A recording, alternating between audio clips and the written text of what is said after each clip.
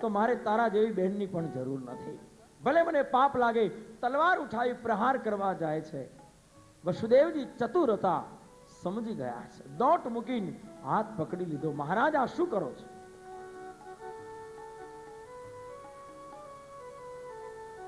કેવી ભૂલ કરો છો મહારાજ? સ્ત્રી હત્યા ને એમાંય તમારી બહેન. હું તો એમ માનતો હતો કે તમે બહુ બહાદુર છો, વીર છો, પણ આજ ખબર પડી તમે તો એક નંબરના કાયર છો, ડરપોક છો. આવો ડર, આટલો બધો ભાઈ?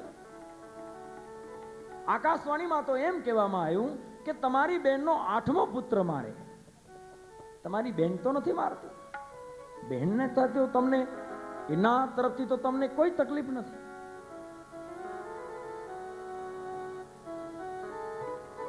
કૌશે કહું કે વાત તો સાચી છે, પણ 8મા પુત્રનો જન્મ થાય ત્યારે મારી બહેન ક્યાં હોય કેમ ખબર પડે?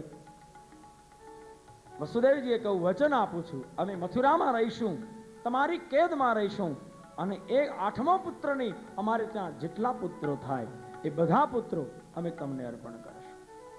તમે ચાહો તો જીવાડો, ચાહો તો મારો.